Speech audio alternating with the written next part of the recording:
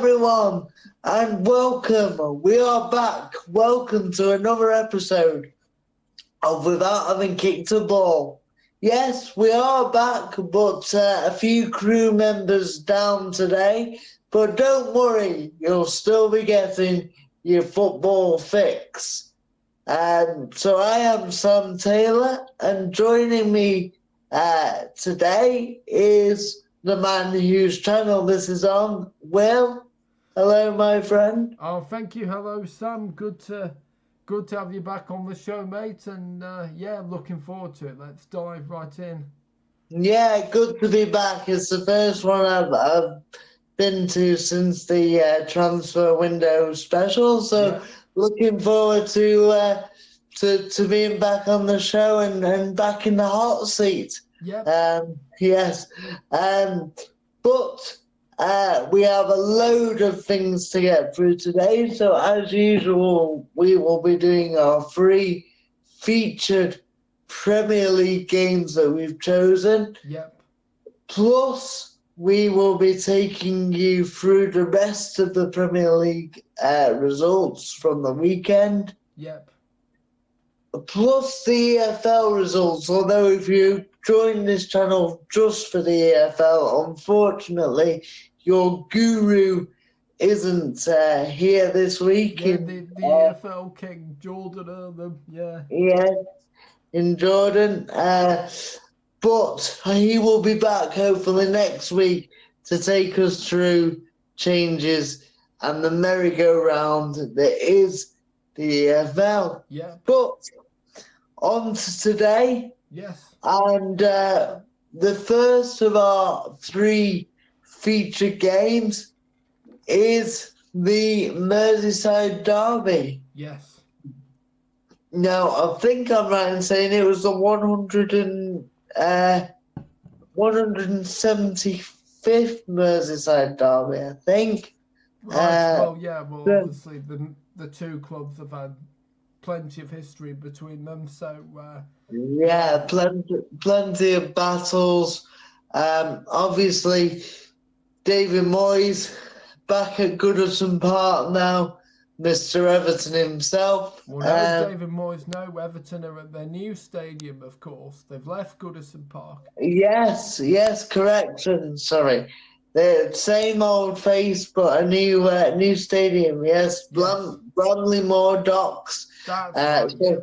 So used to saying Goodison Park. I know it's going to take a bit of getting used to, like West Ham and Upton Park, and obviously when they moved to the London Stadium, so Yeah, absolutely. But this derby was at Anfield, the first derby since the very sad passing of Diogo Jota. Who I think it's important to mention, who actually scored the winner against Liverpool the last time, against Everton the last time the 2 teams met. So very, very pertinent, but on to the game, and it was a feisty affair, as you'd expect in a derby between 2 teams that don't get on. I still can't believe that Anfield used to be Everton's ground. I know, I didn't know that until you told me that. That's a great fact.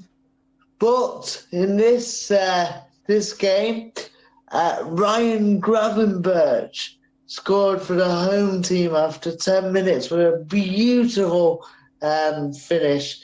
Smashed it on the volley, past Jordan Pickford in the Everton goal, who could only pick the ball out of his net.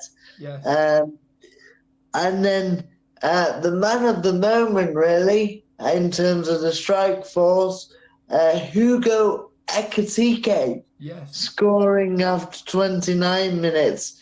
He's had a great start to his Liverpool career in terms of goals. Second half, Everton came out fighting after a dominant display in the first half from Liverpool. And Idrissa Gana Gueye, who seems to have been around forever, scored Yeah. scored another beauty from the edge of the box. Yes. So yeah, a feisty affair that got the weekend underway. Yep. You know, from my own thoughts, I thought that Liverpool started the game extremely well, Yeah. passing the ball well, moving well. Obviously, they've got a few new players Yeah. that have come into the fold, but you know, when it gels, and yeah, I thought first half they were excellent passing the Yes. ball. Everton really couldn't cope. No. But and then second half it was kind of a bit of a role reversal. Yeah, it was. Everton came out fighting and really put Liverpool under the cosh. Obviously got their goal back through Carnegie, which helps. Yep. But then they really tested Liverpool. And I thought Liverpool not hanging on, but Everton probably deserved a point in the end. And it just shows Liverpool. I mean, it's a scary thought. For me, Liverpool haven't hit their strides, their best as they did last season, probably understandably because of all the new players and yeah, of course, and stuff. yeah. But they have won 5 league games out of 5, which is quite a scary thought when you think they've not hit their best yet. Yeah, and they've not So, been playing well, and they've been leaving it late often. So yeah, absolutely, and all scoring early and not able to maintain yes, the level. So, I mean, I just like to get your thoughts really, really well, having seen the highlights, I'm yes. presuming. And, Well, I yeah. mean, yes, like you say, you know, I agree with you. You know, obviously, it's taking time to bed the players in. You know, Kirkes, I thought, I thought he would drop to the bench for a few matches, and I thought Andy Robertson would come in, but no, Slot has persisted with Kirkes, and He had his best game, actually. I know you only saw the highlights, but yeah, he actually played very well. The best I've seen him, because you're right, he has looked very erratic and a bit too eager in the first few games. well, yeah, and I think also, you know, I was saying to Ben last week that you know, he'd only had one season in the Premier League before this one, you know, with Bournemouth. So he's still Two. Kirkes, sorry, is very young and raw. No, Still. I think he had two. He had 2 seasons. Oh, did he? Oh, sorry, right. Yeah. Okay, sorry, my But apologies. he is very young, yeah. And yeah, and also he's getting used to a new team as well, new manager, new tactics. Yeah. So yeah, Connor Bradley also getting a start. Slot's not playing. Dominic Szoboszlai, is that how you pronounce his name? Yeah, Szoboszlai, yeah. In the previous games of the season, he was playing Szoboszlai in the right back position, even though he's not a right back. He did play though, Szoboszlai. Well, I thought Connor Bradley was the right back for this one. He was, but Szoboszlai was in midfield. Oh, was he in midfield? Okay, so yeah, Szoboszlai was in his. What I meant to say was Szoboszlai. You know, the previous games he was played as a right back, even though he's not a right back. But yes, Slots did choose Connor Bradley, who is a right back. I like Bradley. He's every time I've seen him, is impressed me. Yeah, So well, one thing I couldn't understand is when you have Connor Bradley, a natural right back, why would you play a player who's not their best position in there as well? But Slot seems to maybe have realised that, okay, yes, maybe I do need to put Connor Bradley back in there. So, yeah. yeah. And but Liverpool again finding a way to dig in, and even when it's not pretty, still managing to get results, which is what champions do, which is what best teams do. Yeah, I think those are the kind of results and the five results I've had at the start of the season that have all been close games and have not played Yeah, the yeah, best. yeah. If they do go on to win the league, they'll look back at these, which will have to be better, and they will get better if they Oh, of do go course, on and yeah, win the yeah, they league. will, yeah. But but but they will look back if they win the league and go, you know what, we didn't play well at the start, but we were winning. And at the end of the day, it's about results. Of For all course, we say, yes, we but want to be entertained. you also have to balance. I mean, of course, football is also an entertainment game, so you do also have to balance the Yeah. entertainment value with results. But yeah, it's tricky getting Thing that is, if balance. you win the league, well, if you win the league, then nobody will say anything about your style. No, But of course, yes, yes, Liverpool's style is good anyway. It's yes, not a style problem. It's just that they haven't clicked into gear. Which again, when you look at the players they brought in, Beerts and I mean Ekatike has clicked, but Isak's not up to speed. I won't go into him, like we did in the transfer show. But Well, yeah, yeah, but obviously, yeah, for obvious reasons, he's not match fit, and so Kirk is new. yes, Uh, Bradley's still not played an awful lot of games. yes, yes, you're Um, right. so so they've got three or four players in key positions with players that have, for the last two seasons, Liverpool were unchanged really. Yeah, yeah, Um, exactly. Because you had Trent and you had Andy Robertson, and then you had Van Dijk and Gomez for a while, and Fabinho was there, and Jordan Henderson, and yeah, yeah. the likes of So them. So so yeah, now new faces have really started to come in. yes, exactly. Um, But yeah, scary thought that Liverpool are nowhere near the best and are still winning. Yep, Um, absolutely. and one of those wins was against Arsenal, and one has already been against Everton. So Yeah, let's and see and what this game. Everton, to their credit, like you said in the second half, really gave a good account of themselves as Yeah, well. I So thought they deserved a point, to be honest. I yes, thought Liverpool bossed the first half and Everton bossed the second half. I think Grealish is a player reborn. He looked dangerous. He was, helped set up Idrissa Gana Gay's goal.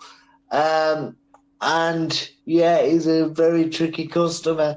And I think Everton, after a worrying start against Leeds, and then David Moyes said they didn't have enough players yes, through the door. mm, After a worrying start, they look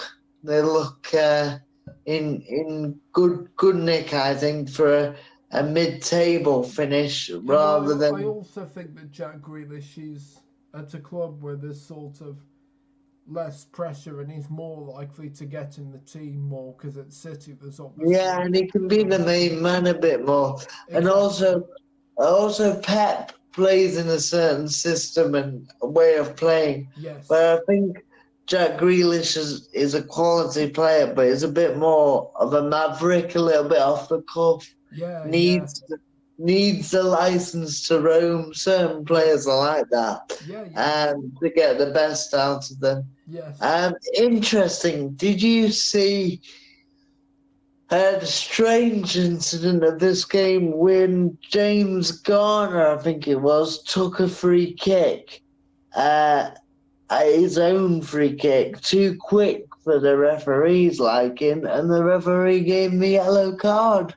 Oh, was that where it went to? It went to ref cam, wasn't it? And it showed them. Was that? Like, Yeah, yeah.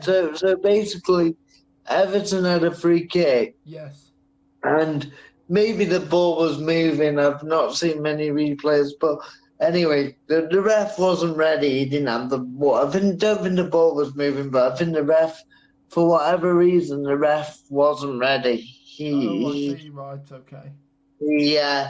Whether the ball wasn't right or whatever. And Garner took the free kick because obviously Everton are losing, so he took it Of course. quickly. Yeah. So yeah. And the referee quite rightly said, "Look, I'm not ready," but then gave me a yellow card. Right. Well, that does seem a No, little bit ridiculous. I've never seen, and maybe the viewers can answer this. Yeah. I've never seen a player getting booked for taking his own free kick Yes. too quickly. I've seen it retaken, but the booking, yeah, it's a bit of a nonsense. But That very does good. seem that it does seem really daft. Why didn't you just say, well, can we not just take it again? Why would you have to book the? Yeah, that seems stupid to me. I understand if you're stopping a free kick being taken, Oh yes, because yes. but when it's your own free kick, like it's a bit strange. But anyway, the quirks of football, eh? Yes, I know. There's some silly decisions around. Yeah.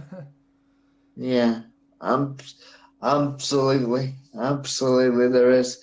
Anything else to say on this game? You think Everton will be all right? Yeah, I think Everton will be all right. I think not really much more to say. I think for this one, and yeah, Liverpool. Just wait until they got Isak, fit and firing. I'm sure he'll be a good player for them as well. Yeah. So And he scored his first goal in the Caribbean Cup he last did, night yes. for them. Well, So in the same game, Eketiah got suspended. I didn't see this, but he took his shirt off and. yeah, maybe another daft rule, taking your shirt off while celebrating Well, yeah, and getting a it's yellow not card for it. yeah, 'cause it's not like you're streaking in the middle of the street. All you're doing is just taking your shirt off, and yeah, no, again another completely daft rule. Yeah, absolutely, absolutely. Right, are we ready to move on? Yes, I think I'm ready to move on. Lovely. So our next game, we move on to the 3 o'clock kickoffs now. The blackout rule means that you can't stream any game, you can't watch any games through broadcasting TV Yes. during the 3 o'clock games, and maybe that's a debate we'll have for another day because I know you disagree with that Well, rule. actually, But can I just briefly ask you, yes or no? Would you go to a game if it was broadcast on TV still, the 3 o'clock games? Would you still go to? I would, but I can see local teams, say like Crew fans, for example. I'm not saying Crew fans that did this, but if you Crew fans will have another team they follow, and they might go, "Oh well, I'll watch, United or City or whoever they support." So I understand why it is. I wouldn't stop going because I love lower league football Yeah. and I love Crew. But I do get it. I know you have you're not sure, and that's absolutely. Yeah, I just think Absolutely. it's bollocks, to be honest. Yeah, I still think people would go. Well, maybe we can debate it. What do you think? Is the 3 o'clock blackout archaic, or does it still serve to protect our game Yeah, at the it'd lower be good to levels hear of Jordan and Ben's professional? views on that as well when they're back as well. So Yeah, yeah. and protect the lower levels of the game and grassroots football. Yep. But that is for another day. Anyway, this game was at 3 o'clock. It was not on telly, and it was two teams at the very much at the wrong end. One team at the wrong end of the table in terms of West Ham Yes. United, and a team flying high like they are, the Eagles Yep. of Crystal Palace. So, two teams in contrasting form, but Crystal Palace, on that note, took the lead through one of my favourite players and one of the most improved Premier League players. Jean-Philippe Mateta gave Palace the lead Great play after for them. 37 minutes, and that was then cancelled out by Jared Bowen Yep. after 49 minutes, Yep. before an unlikely winner, an unlikely goal scorer of fullback Tyreek Mitchell with an outstanding volley, smashing it in the back of the net past Hermanson and heaping the pressure on the wizard Potter. Or maybe he's not a wizard, maybe he's a muggle. But that is for other people to decide. But, you know, you can't really get two teams in more contrasting form. Crystal Palace FA Cup champions, Community Shield champions winners. as well, yeah. Only them and Liverpool are unbeaten now in the Premier League. Oh, yeah, you're right. So, and Palace haven't lost for 11 games, I think it is, in the Premier League. What a job Oliver Glasner is doing, fantastic. Obviously, they've lost Arabici Eze, but they... It just seems business as usual, doesn't it, really, for Palace? They're just picking up obviously keeping Mark Gahey was key, but Ruben Amorim plays a 5 at the back system for Man United, and we'll come on to them, you know, a bit later on. Yep.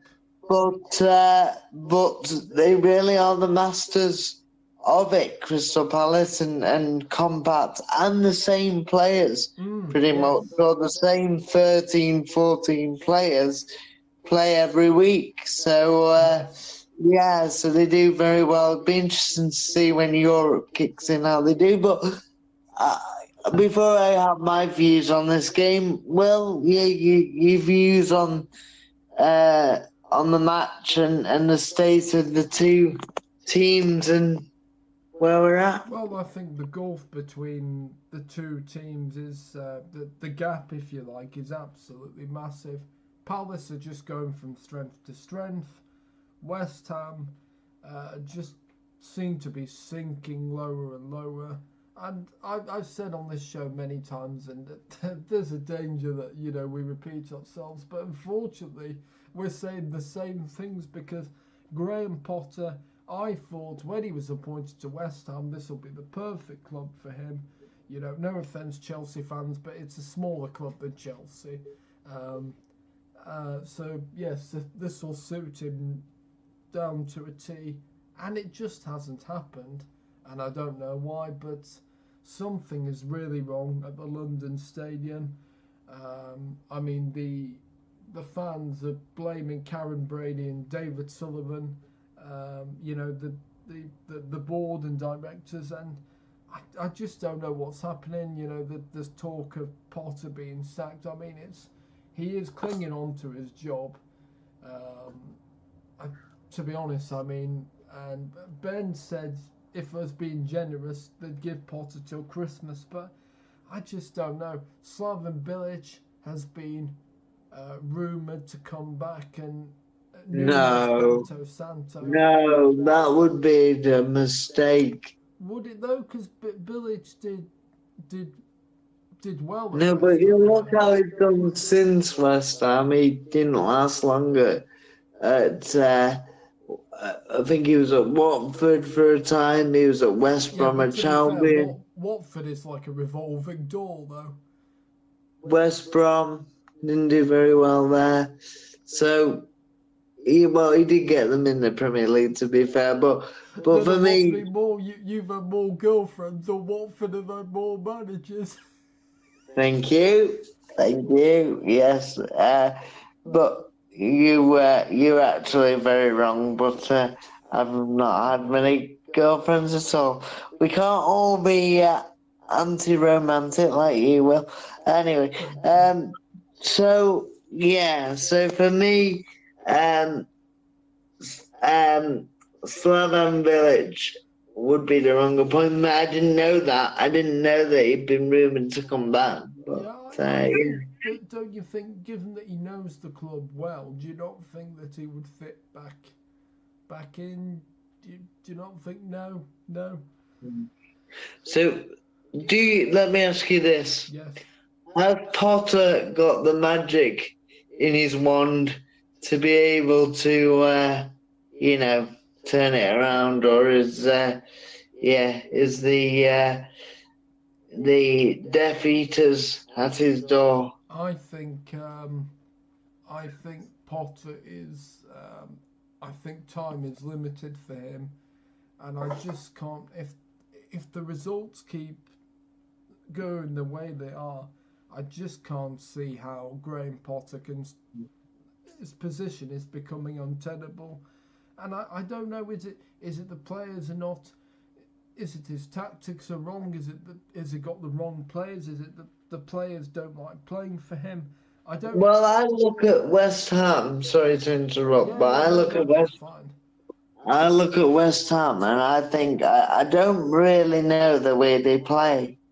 They kind of they don't have a set style, like under David Moyes, where we liked it or not. Oh yeah, They'd Moyes be has a set they style, they doesn't he? they they'd be solid. Yep. Yes, they'd let teams have the ball, uh, sit in a low block, and then try and break and win a set piece and score. Yes.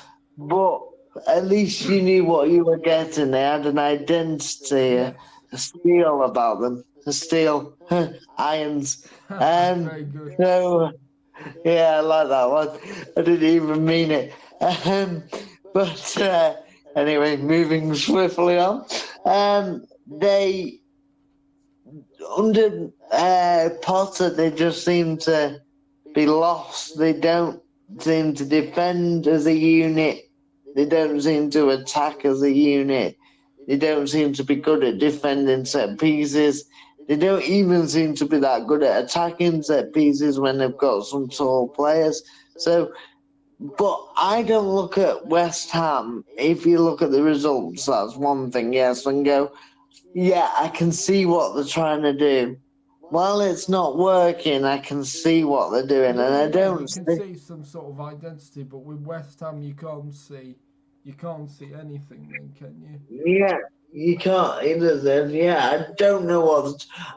And it's not just this season. This has been going on since Potter came in, really, Yes, in we had Julian January. So, Locatelli who came in and Potter's not done any better, has he? Really, than Julian no, Locatelli. So no, and I didn't really know what they were trying to do under him either. So it's it's difficult because you also say West Ham have lost in the last couple of years some really big players.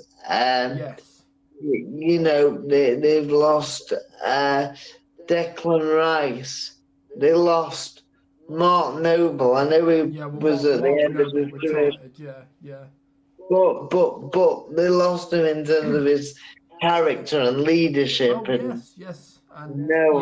released Cresswell. There's a lot of players that Obviously, gone. Cresswell's gone. He's a big character, and I think even though Cresswell wasn't playing that much now, you don't realise the value these guys have in the dressing room. That Yeah, know the exactly. club. Yeah.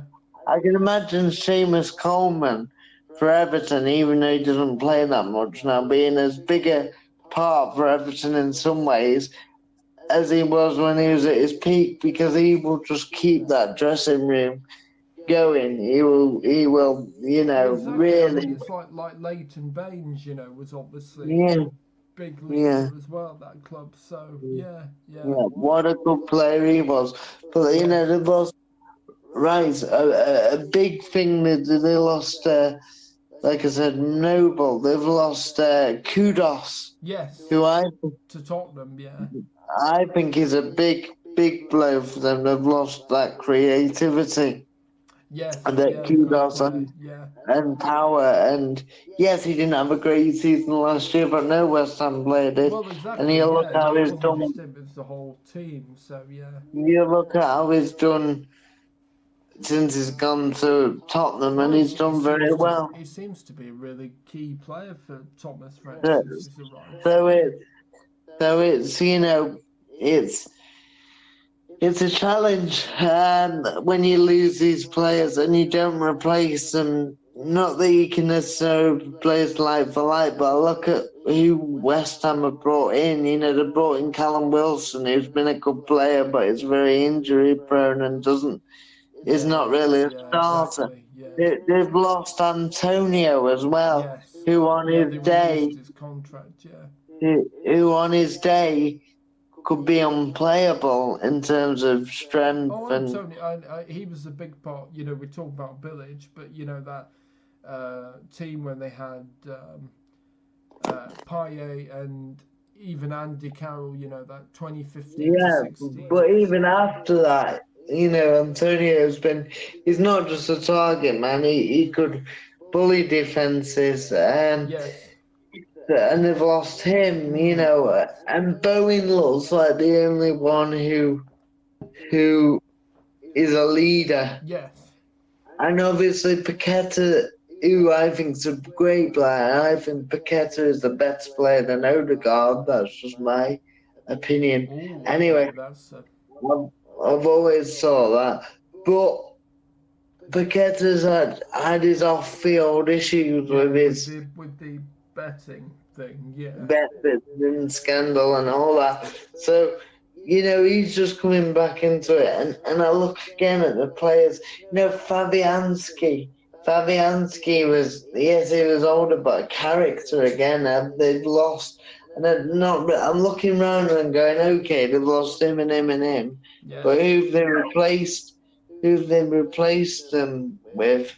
And I don't see a lot of quality. Yeah, I mean it's like But we praise Brighton, for even when they lose players, the recruitment seems to be good, and West Ham is probably the opposite, really, isn't it? Really, the recruitment yeah, is I also decent. think they spent a lot last summer, Yes, and maybe not this. I'm not on about this summer gone a year ago. yes, They spent a lot, and it didn't necessarily work out. They brought in uh, Tabio. Is it Tabio at the back, and he's not really worked out. yeah, They brought in, they brought in Fulcrook, who obviously was a Dortmund. He's done okay, but nothing nothing special. special. They Yeah, they they, they, they brought in a few players. Um, who else? They brought in. Um, yeah, there's Kilman, oh Max Max Kilman, Kilman, yeah, from um, Wolves, yeah, yeah, Aaron Wan-Bissaka. yes, So they brought in, 5 or 6, maybe even more. Really, what you'd think were good signings, but it hasn't worked. And then when you bring in that many in a transfer window and it doesn't work out for a year, it's not easy to shift some of them on. well, And then exactly, yeah, because they've lost some of their, there are large wages and stuff. So yeah, yeah. And they've lost some of their key players from the last few years. So yes, exactly. you put that all together, and I do feel a bit for Potter. I think his hands are tied a little bit. He's kind of got three lots of managers, players Yes, because going on here. If going you back to count, Manuel Pellegrini, maybe even the latter end of the Slaven village, maybe. era. Yeah, yeah, Yeah, yeah. there can't be many players left from Village's era now. Yeah. No, I don't think there's any. But I mean, there's been a lot of a turmoil at West Ham, and I don't even know if they're. The fans aren't happy at the stadium. I look at the stadium as a running track because obviously it was the Yeah, because Olympic obviously it was Stadium. the Olympic, and I think that was a mistake, wasn't it? Really The moving it to fans that are stadium. miles from the pitch. Yeah, They're not close to the atmosphere. Is not great. So the no, teams. no. Sorry, that's wrong of me to say. The atmosphere from the West Ham fans is brilliant, but they're so far away that it's difficult No, I to agree, hear and them. that's why I think Village's second season, when they moved into the London Stadium, all that good work that they did the season before, West Ham, that's when they started to struggle, really, from that Yeah, point but onwards. David Moyes got it bad, didn't he? He did, David yes, Moyes, yes, he did, yeah. they got to, let's be fair, won the Conference League and got to the Europa League Yes, semi-final. yes. I also think it's one of those things is be careful what you wish for, because a lot of West Ham fans were going, "Oh, we don't like the way uh, Moyes plays," and I'm thinking, you've got to. I thought David Moyes did a terrific job, But and do you not think? you've got to realize where you are in the food chain. You're never gonna play as well or as football as Liverpool or you're not gonna play Arsenal type football because they can't. They haven't got the players. If they want to compete, they have to be a bit more solid. I agree, But but he, also if you pay your ticket and you go to see a team, do you not want to be entertained though? yeah, but would you not say winning a European trophy was entertaining? Would you not say getting to a Europa League semi-final was not entertaining? Well, Nights under the lights. Would you not say that finishing sixth and seventh in the Premiership in consecutive years for West Ham is not entertaining? well, it it depends. I mean, so you're saying Mm. if the style's not entertaining, the fact that they're doing that is entertaining. Is that what you're meaning, Yeah, basically? because they got European nights. They got to they beat Sevilla, who won the trophy like 7 times in Yeah, Europe. yeah, They, yeah. they got. He took them as probably as far as he could, or on the verge of, Oh well, yes, yes. and I think Moyes did. I think and he. the fans still weren't happy. So I think be careful what you wish for. And I think in the modern day, we've said it before on this show.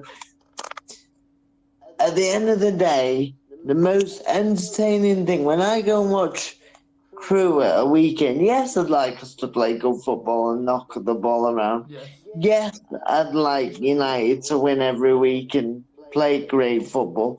One, that doesn't happen every week. No. And two, and for any team, even the great Barcelona team have their off Oh, days. of course, yes. And for two, entertainment for me, above being entertained, is winning because I want to see my team win and progress. So I think we got to be very careful because we got to a point. Yes, it's nice to play attractive football, but if it's not winning football, then But you're there to see your team win. well, To yeah, yeah. That is true. I think it's a really interesting point, and again, me and Ben talked about that last week, and how many times on this show. But it's about getting that balance right, isn't it? Between But it never used to be. Nobody ever used to. Yes, we all like good football, but nobody ever. If your team was winning at any whatever level, even Sunday league level, nobody used to say, "Oh, we're winning," but it's boring.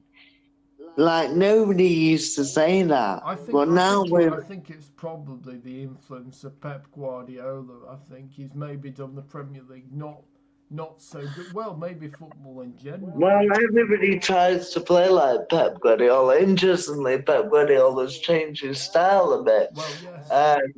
If you look at Sunday's game against Arsenal, I they're saw it, definitely yeah, he was criticised for his tactics as well. So he yeah, did more part the bus Mourinho, but we'll get onto that when we speak about City another yes. day.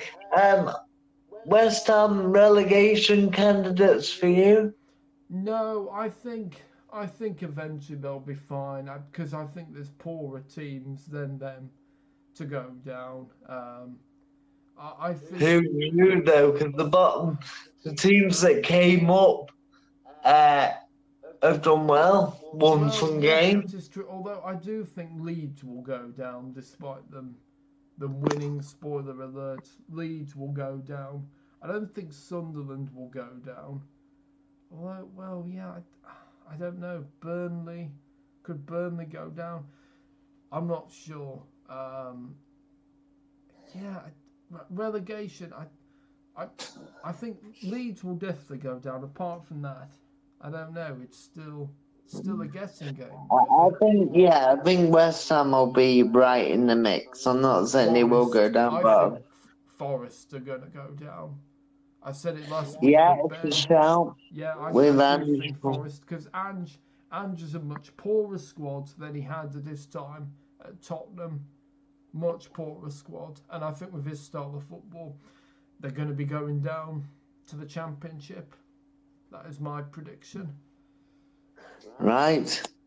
Well, that's another subscriber we've lost.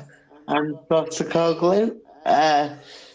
Anyway, just quickly on Palace, Yes. your thoughts, regiment. We say that West Ham don't have an identity, but my word, Crystal Palace do. Yes, well, I think Oliver Glasner here is to be praised. I mean, they just seem to be going from strength to strength.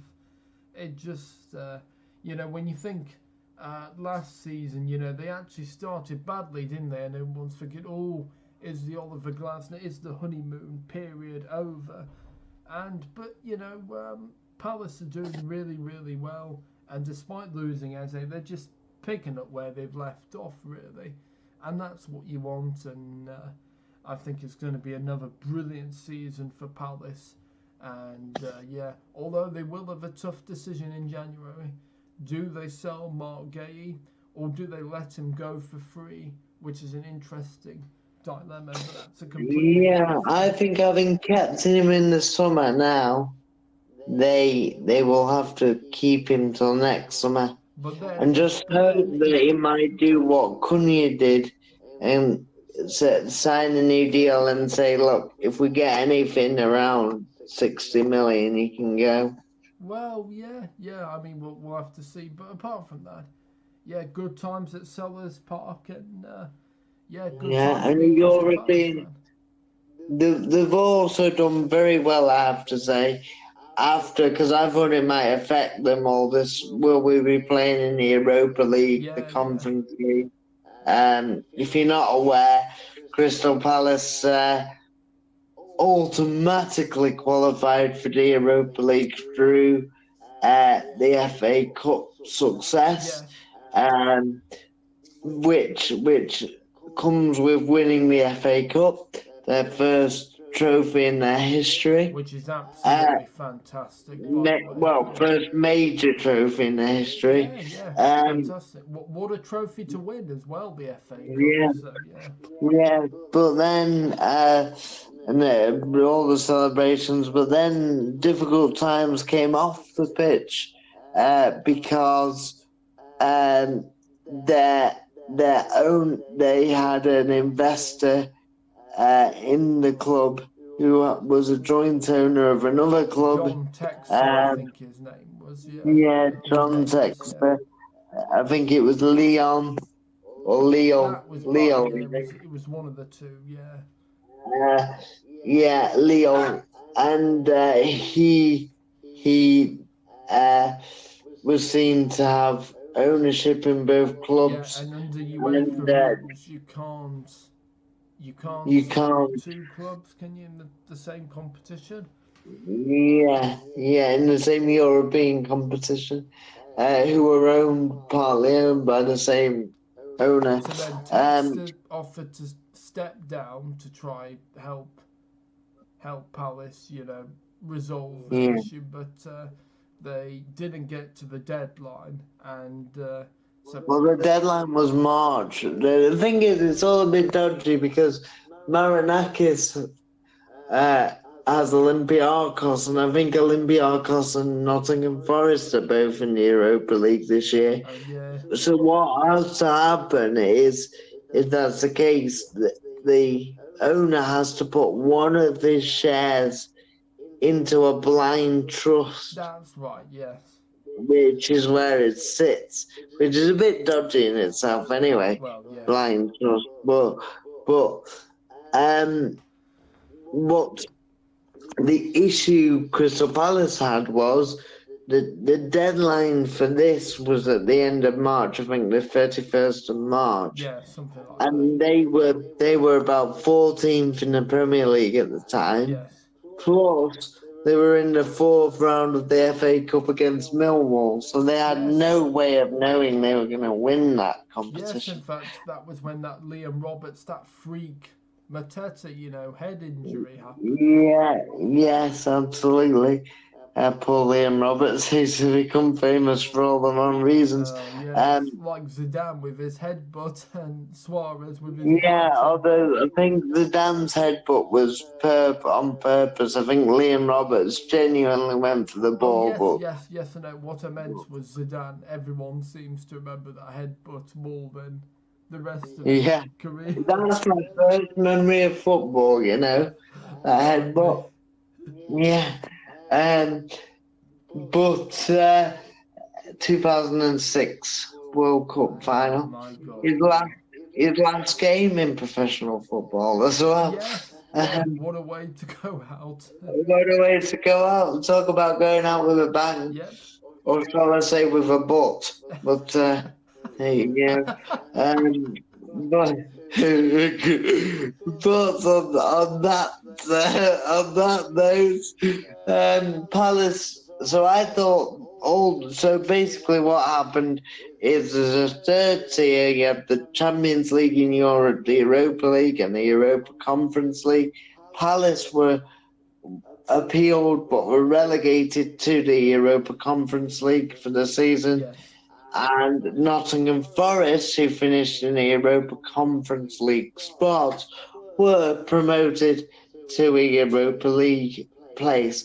But on the pitch, great times for Palace, and I thought it might affect them, that disappointment, the players, but they've been absolutely They magnificent. have. Their Um, attitude has just been, yeah, let's just continue where we left off. And Outstanding.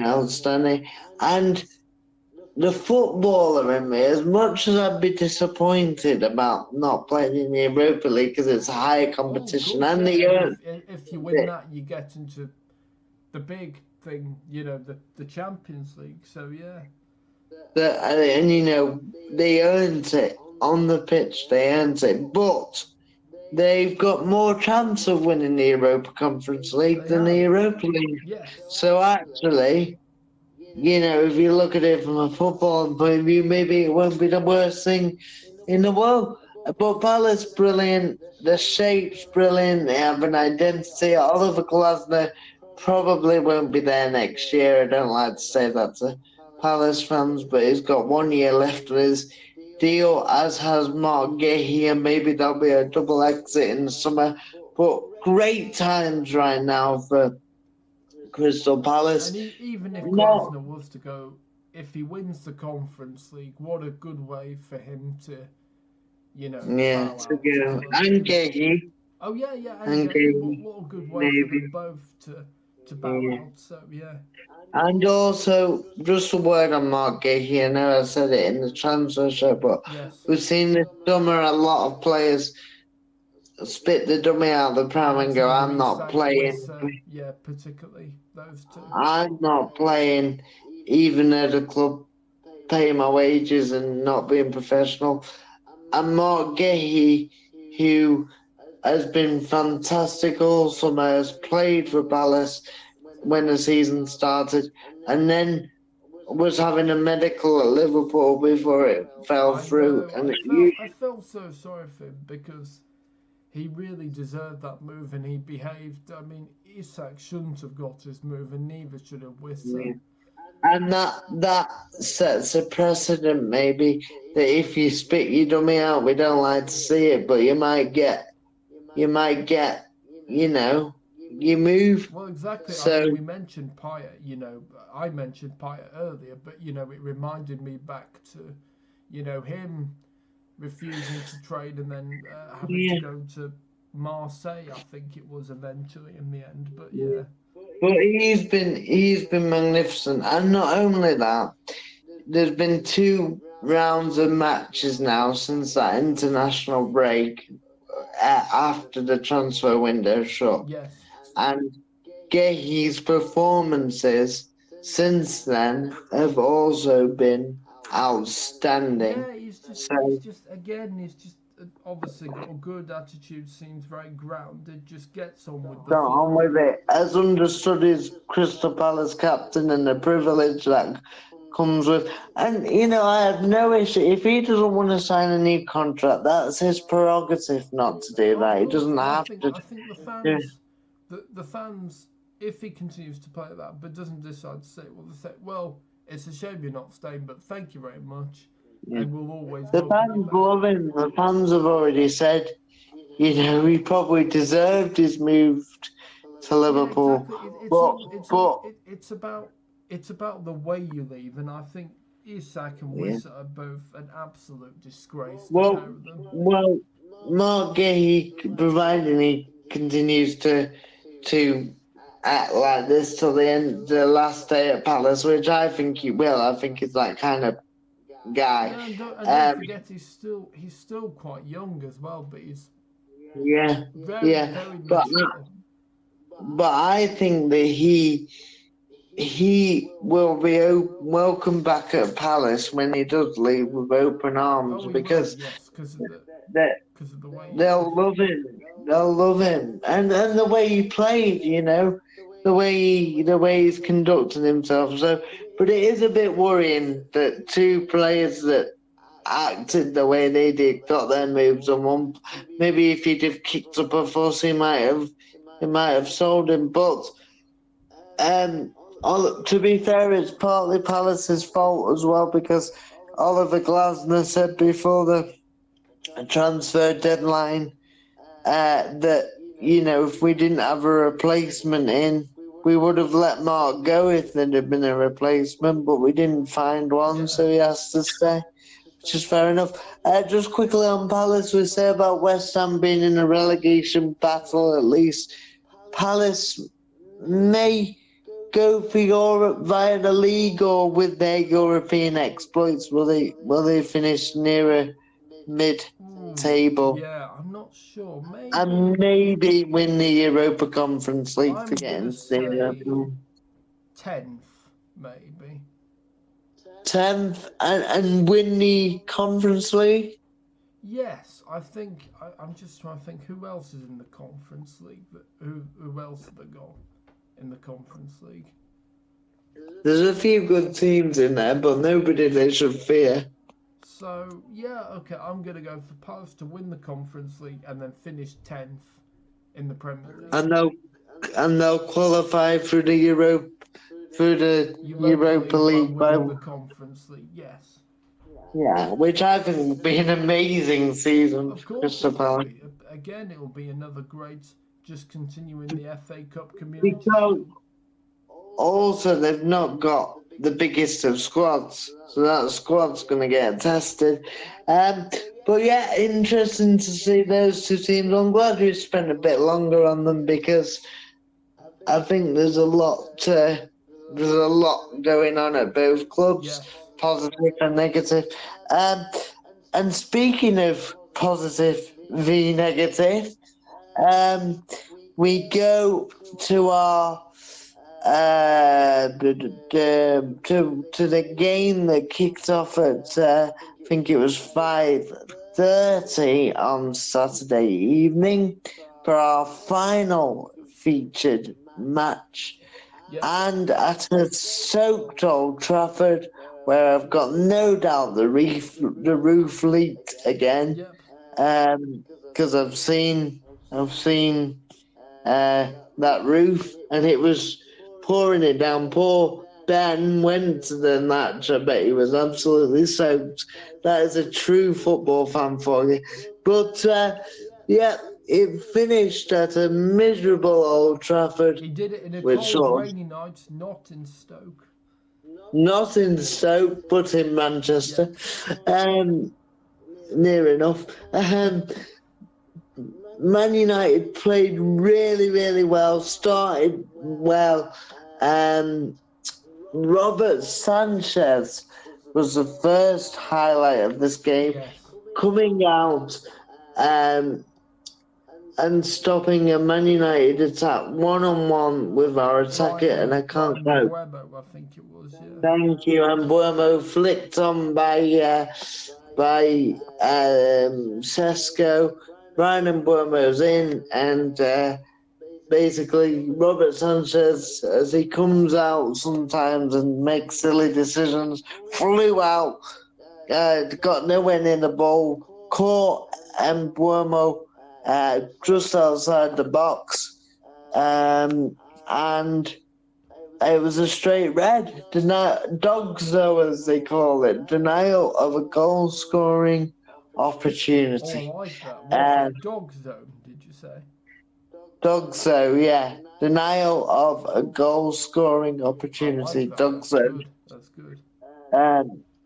So it was Dogzo, and Robert Sanchez went for an early bath and was probably warmer than everybody else at Old Trafford. But He made after that, dinner of it. you made a right dog's dinner of it, yeah. Bruno Fernandes, who else? Scoring after 14 minutes with United's pressure paying off. Shoulders with him as well. Yes, very nice guy. Contrary to what some people say about his antics on the pitch, he's a lovely guy. And then Casemiro, the veteran himself, the warrior, scoring after 37 minutes. And you'd think that at that point United would go, you know what? We've been in terrible form. Let's just keep it calm till half time. We don't even need to score any goals. Let's just keep it tight, keep Chelsea out. And Chelsea made 3 changes pretty quick as well, bringing Pedro Neto off, Cole Palmer off, and somebody else as well, who just escapes me. But they made 3 quick changes, went to 5 at the back, and you're thinking, we've got this. But no, in typical Amorim United style, Casemiro, the most experienced player on the pitch, and the last person you'd expect this from, picked up a silly yellow card after the sending off, and then tugged back, tugged at one of the Chelsea players' shirts. Yes, that was completely stupid. And whether it was a second yellow or not, for me, is irrelevant, because he gave the referee a decision to make. It was certainly a free kick. And when you give the referee a decision to make when you're on a yellow like that, then... Well, you're walking on a tightrope, aren't you, really? Then you've got yourself to blame. Yes. So, and that was in the 50th minute, with 5 minutes added on at the end of the first half. So still in the first half, but in the 50th minute of the half. So after a great start where Sanchez got sent off after 5 minutes, then Casemiro gets sent off in the 50th minute of the first half. So Um, both and teams both were down to 10 men. I can't remember how and many both games. teams were about down to 10 men, and then we go into half time under serious pressure. A stupid decision from Casemiro, and the old wounds started to appear in second half. Chelsea were much better. They didn't really threaten as I thought they would. They didn't have loads of clear cut opportunities. Yeah. But Trevor Shalabar from a corner with a header, I think it was, Yes, that's right. um, scored on 80 minutes to make it a really nervy last 10 minutes plus stoppage time. United held on for the win, just a couple of Yeah. blocks at the end. Uh, and we made it very difficult. In Um, typical United fashion. in typical post-Fergie United fashion, we seem to like putting the fans through the ringer, which is fine every now and again. It happens, but it's every week in some form. Yes. Anyway, so United scraped through. Chelsea beaten for the first time this season. Yeah. Um, I'll ask you this first. Well, Okay. do the clouds and the vultures circling over Ruben Amorim ease a little bit after a result like this, or are they still very much on, and the pressure is at fever pitch? What do you I don't reckon? know. I think for me, this is a pretty big win. You know, Chelsea are obviously old foes for United. Um, Yeah. so, yeah, I think actually this is a really, really big win. They did go down to 10 men and we did go 2-0 up. Well, yeah, United were, but also so were Chelsea. Both teams went down to 10 men, and I can't remember many games, and none that come to mind where both teams are down to 10 men. It certainly doesn't happen very often.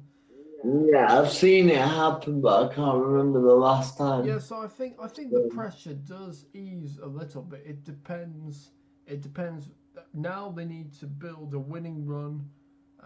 They need to get a good run of games, and they need to start a winning run. Otherwise, if they lose the next game or draw, then it'll be back to square one, and the pressure will start again. So yeah, For I don't me, know. yeah, I agree. For me, the issues are we have a set way of playing, and it's fine to have your Yeah. principles. I get it as a manager, you have your way you want to Not play. even But not if not you, even the Pope, he said, would make him change. but yes, which was a strange comment. Yeah. But there we go. But for me, for me personally, it's difficult because I think Ruben Amorim has got to this point. He's got to be a Man United manager through playing this Mm. system, but he hasn't, and still hasn't, got the players in every position to play that system. Yes.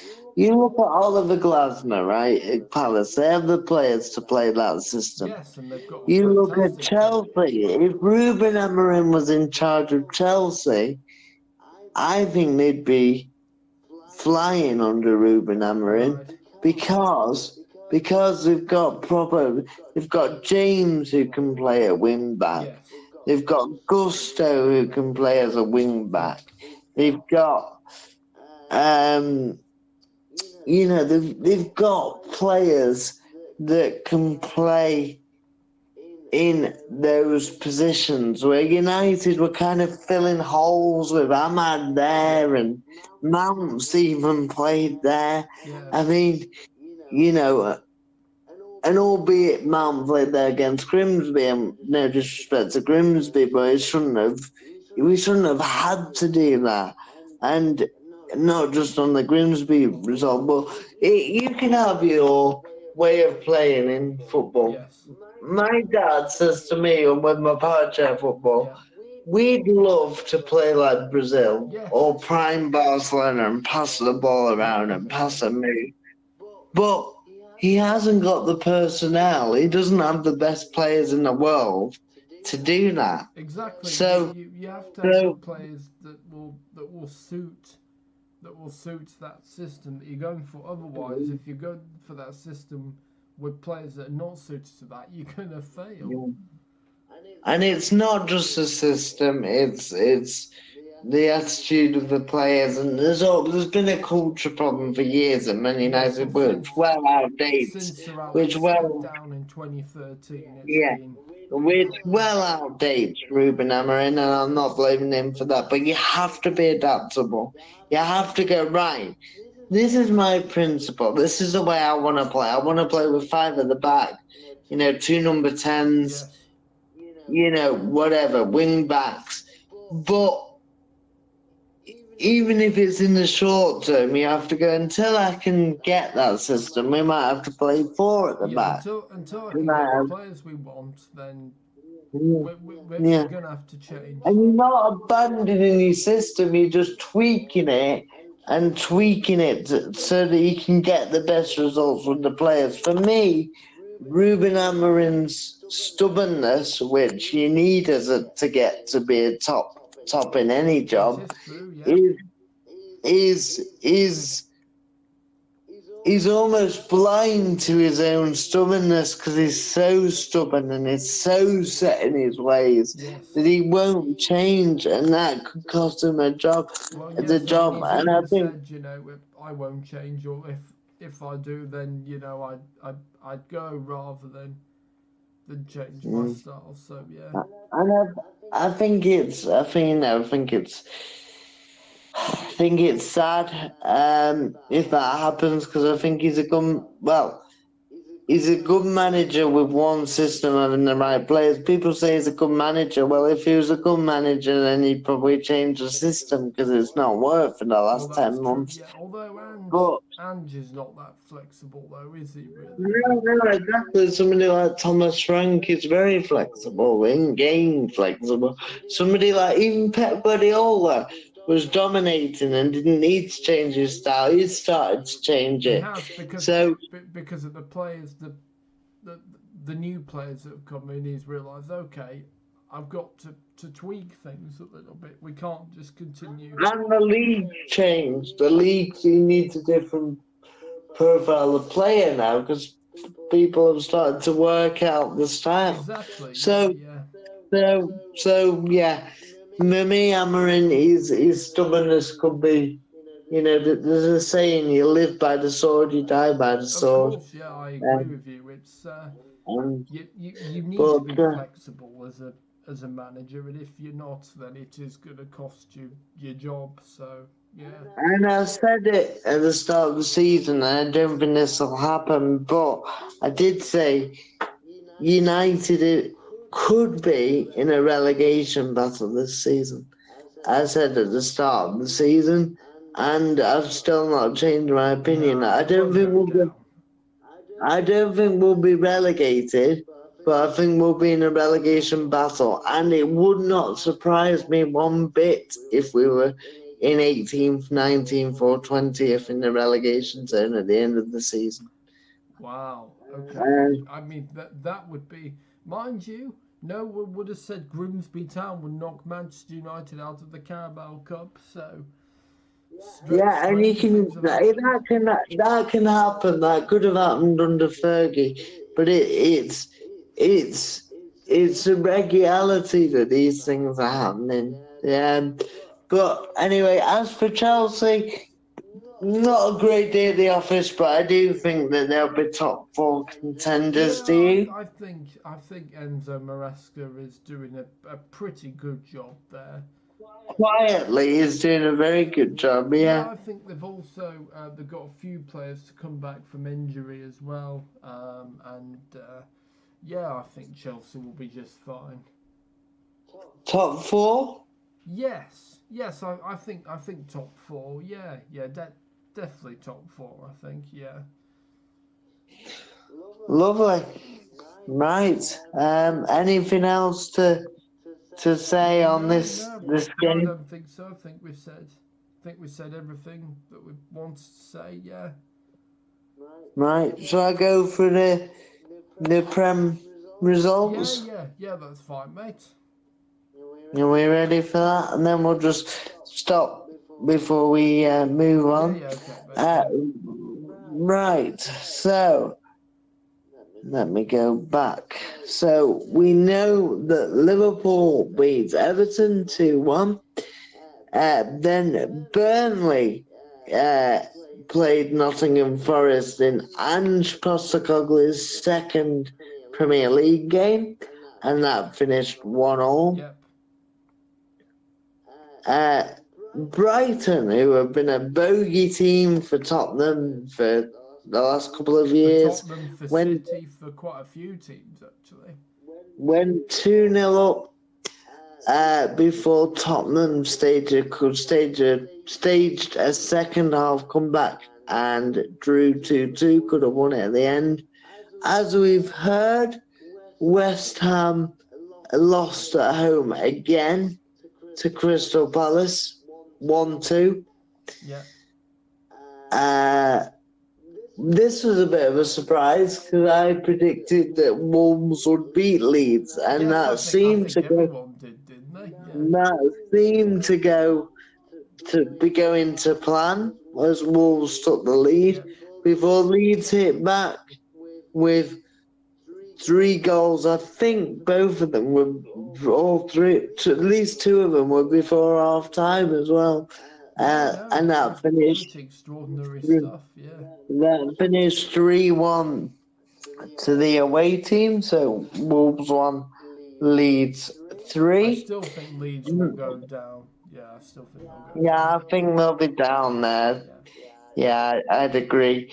Manchester United, as we heard, beat Chelsea 2-1 in a win that sends shockwaves through the footballing world that Man United win a game. Then a lively London derby as Fulham beat Brentford 3-1. They're a good little side, Fulham. Yeah, Marcus doing a good job there. Then we move on to Sunday's games, and in the lunchtime, one of the lunchtime 2:00 games, Sunderland at the Stadium of Light, who've started very well. They seem to be doing. I don't think they'll go down actually. Breaking the trend of the promoted team so far, drew with struggling Aston Villa 1-1. And plus Sunderland had a man sent off, but scored with a man sent off. You know what? To draw, when you're down to 10, Ben, is not. I'd take that actually. Yeah, that's not bad. Having conceded as well with 10 men, and then to come back. Then it was a 0-0 stalemate where defences were on top in the other lunchtime game between high-flying Bournemouth and Steady Eddie Newcastle. They were stuck in traffic because the 2 men parked the buses. Yeah. Yeah, very good. Just go to the M6 and you'll find traffic. You'll waste half your life on there. So, and then Arsenal and Manchester City played out a draw. A lovely goal from Erling Haaland, fast pace, but Gabriel Martinelli with a cheeky lob finish.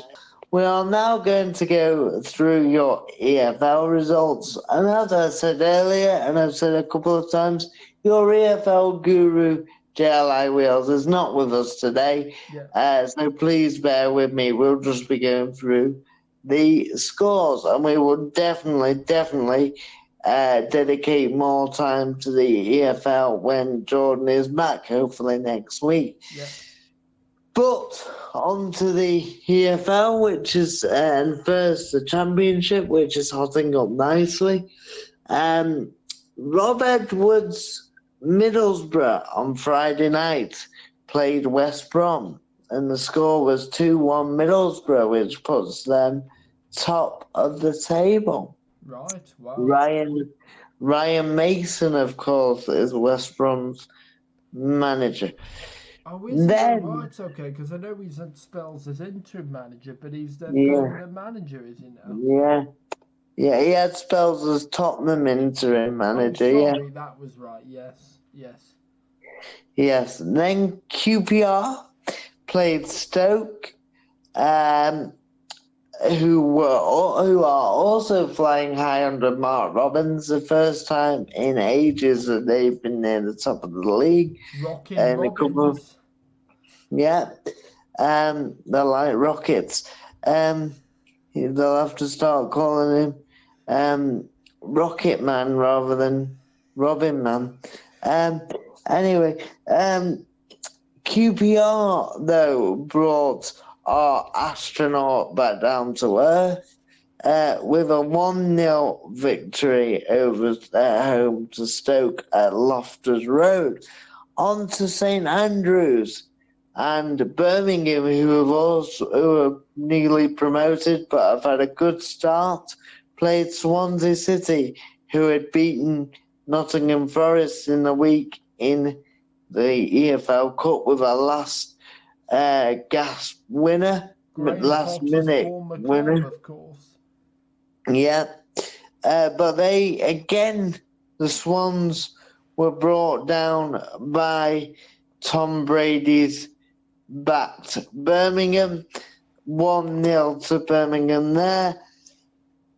In the battle of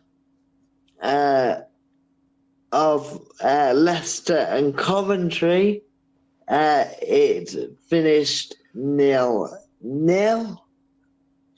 Then, unfortunately, Blackburn Rovers were 1-0 up against Ipswich before play had to be suspended Oh my at God. Ewood Park because of the rain. And that was about the 82nd minute that the referee decided that the ball was not running anymore What and was they it? could not. 82nd minute, did you say? Yeah, it Oh, was what certainly a shame. after. So it's not like they were pretty late on then. Oh, that must have been so Yeah. gutting when you're so into it and then, oh man, what a shame. Yeah, I think there should be a rule where if it's over 70 minutes and the game has to be suspended, the result at the time stands. Oh If it's yes, yes, well I agree with you that. Yes, that if makes it's over a certain if it's over a certain time. yeah. Hang on, I've just lost my spot here. Oh, Typical me. Oh dear. Hang on, guys. Bear with me. Yeah, so it is a real shame because I don't think that's very fair on teams. no, no. But that's the rules, and as we know, rules have to be adhered. Right, I'm back. So Yep. Blackburn were 1-0 up against Ipswich, but the result will not stand. There'll be a replay, as far as I'm aware, at some point.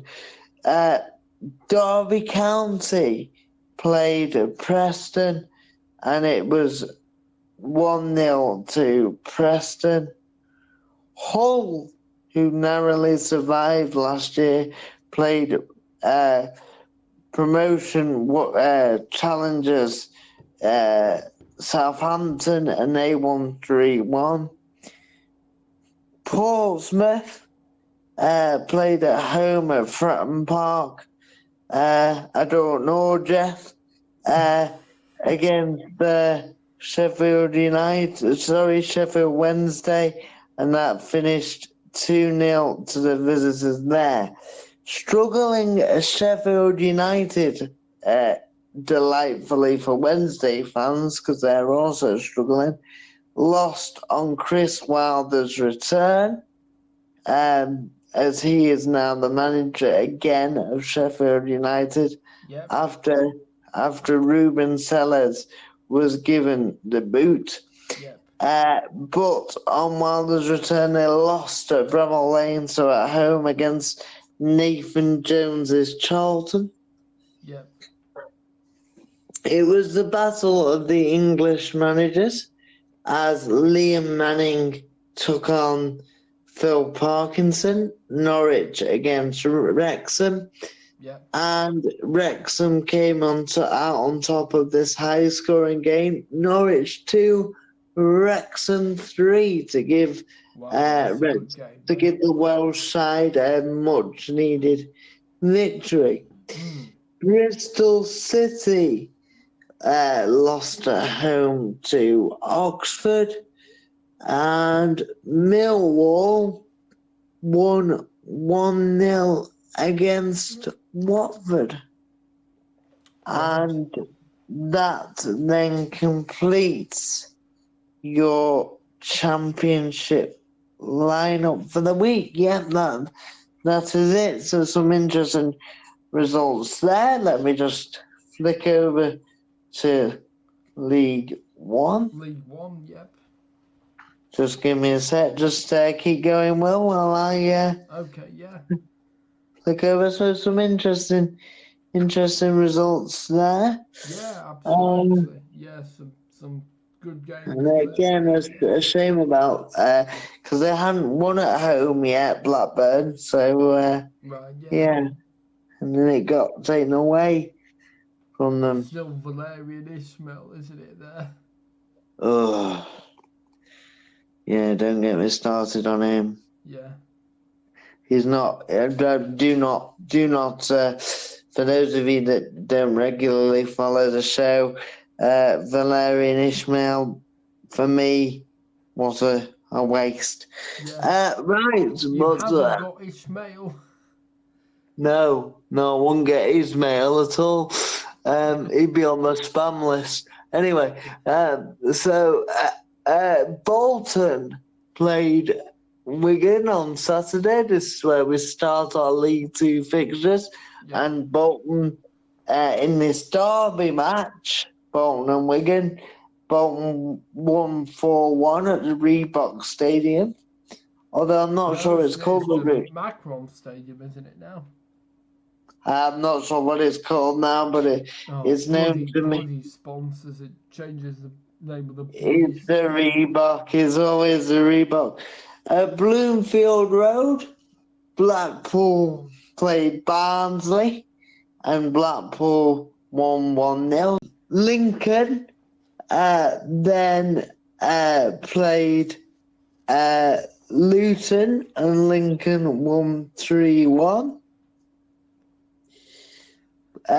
Plymouth then played Peterborough, and Peterborough won 1-0. The away side, Doncaster, who've been flying high, actually, lost 2-1 at home against AFC Wimbledon. Hang on. Where am I? Sorry. 1 second. Man, I found it. So Wimbledon winning 2-1 there. Cardiff, who are surely promotion contenders, lost 3-1 at home to newly promoted Bradford, who I think are up to second place in the league, which is amazing for a newly promoted team. That is amazing, you're right. Reading, or Reading, as the Americans say, but it is Reading, won at home in a London derby against Leyton Orient. That finished 2-1. Port Vale played Mansfield Town, and unfortunately, Mansfield had a man sent off, and Port Vale, the Scum. They were just field then. Yes. Looks like Vale had a field day. Anyway, Very good. Port Vale then won 2-1, unfortunately. Yeah. The less said about that, the better. The Vale scum. Whoa, steady on now. Then Wickham, okay, I can't, it's fact, but it is fact. Wickham Wanderers played Northampton Town and Wickham won 2-0. Stevenage then played Exeter and Stevenage won 2-1. Huddersfield played Burton and that ended in a goalless draw. Rotherham played Stockport, done very well, Stockport, and Stockport won 1-0. And I think that's the end of the results. Let me just double check for you guys. Yep.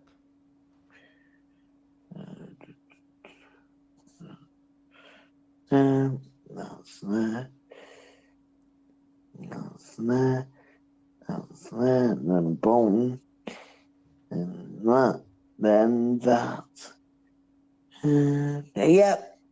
Yep. Stockport is the last result there. So let me go on to League 2. Yep. Where, of course, we'll get to hear about, see how Crew Alexander did, of course, for anyone who follows this show, you know. If we have to.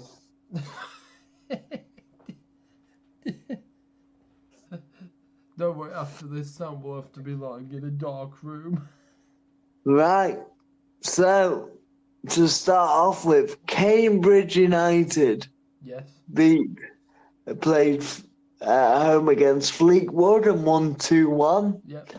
I actually went to Fleetwood Stadium earlier this last month to watch Crew away. We won 4-0. Incidentally, that's the last game we won. Spoiler alert. Harrogate. Oh my gosh, Harrogate Town. Hang on, I've lost my spot here. Hang on. It's all right. No harm done. It's all good. Yeah. For those of you that watch Crew, dearie me, well, I wasn't there. Cambridge, as we know, beat Fleetwood 2-1. Harrogate won 2-0 against Shrewsbury or Shrewsbury, depending on which side of the river you're on. So I'm not going to get in the middle of that debate. No, stay away from that. So I'm going to say Shrewsbury and Shrewsbury to keep everybody happy. But they lost, to Harrogate 2-0. Bromley drew with Chesterfield 2-2. Your mate was happy with that point there, your mate from work. Yeah. Cheltenham lost at home to Oldham, newly promoted Oldham 3-0. Everything Oldham is new again. Yeah. Then Barrow played at home against last month's High Flyers and top of the League 2 table for a while. Crew, who won 4 on the bounce before we've lost 3 of our next 4 and not 1 since the back end of August. Yeah. And Barrow beat us 1-0. Lee Bell said it was a terrible performance with lots of mistakes. So I'm glad I wasn't there. Salford have been in great form recently and starting to really get to grips with League 200. A brilliant manager for this level, I think, in Carl Robinson. Yep.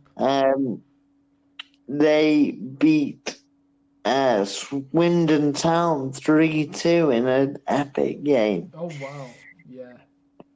also epic was Walsall against Tranmere, and Mike Dean's Tranmere put up a spirited fight, but it was That's not Walsall. Mike Dean, the former referee, is it?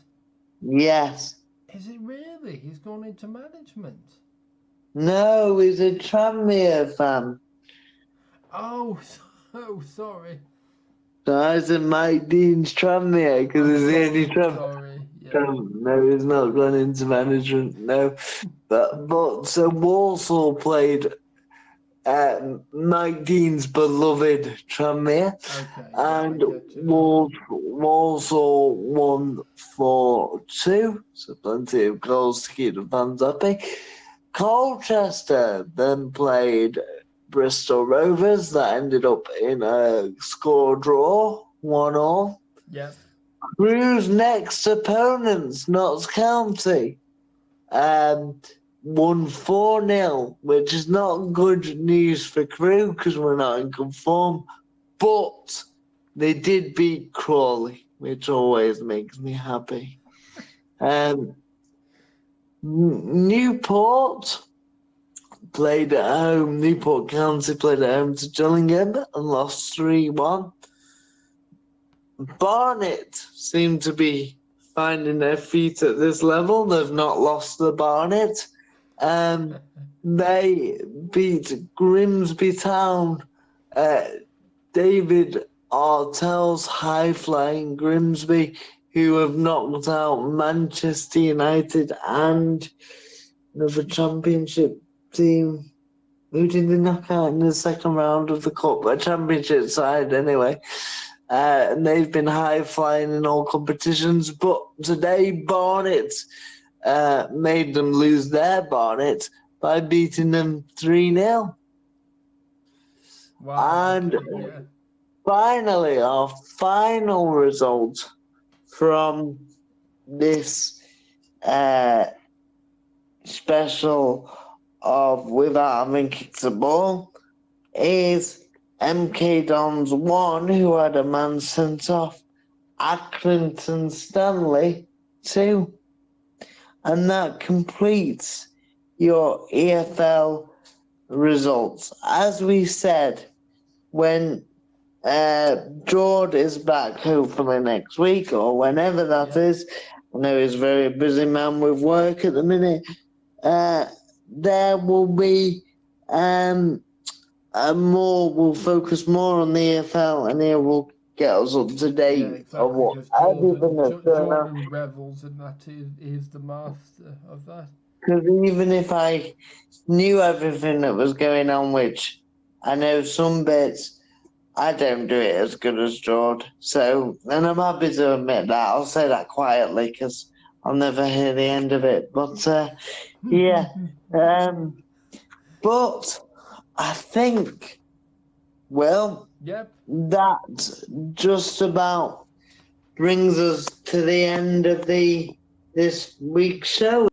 So, one thing I would like to say before we do draw the show to an end is that a special shout out, as we are a football show, Yes. to the England Power Chair football team, Yes. who have been competing in Italy in the European Championships, or the Euros as we know them. Yep. And they made it to the final. We were the reigning European champions, but we lost to France in the final. But boys, proud of you all. You've done yourself proud, your country proud, and all of us proud. And if anybody is interested, because football is for all, Of course. Yep.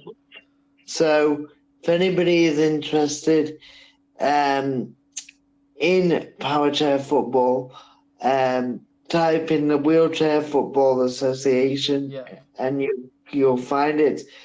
To watch the matches from the European Championships, type in the EPFA YouTube channel. That's EPFA. Yeah, YouTube channel. And all the information you need about that is on that site, and all the information about how to get involved in Powerchair football Yes. is on the Wheelchair Football Association website. So well done, boys, and been a great show tonight. Yeah, it's been a great show. I think we've covered a lot of topics, and yeah, really enjoyed it. Really enjoyed your company as well. I know we're not seeing a lot of each other, so it's been really good to get back in the swing of it. Yeah, hopefully, you'll be back for many shows this season. So yeah. Absolutely. If you have enjoyed tonight's show, please like, comment, share, and subscribe to the TubeMix YouTube channel. So, guys, my last thing for me to say is a massive thank you for watching. Thank you, Will. And thank you, Sam. It's been a good show, and see you guys next time. And we've served this all without having kicked a ball. Good night.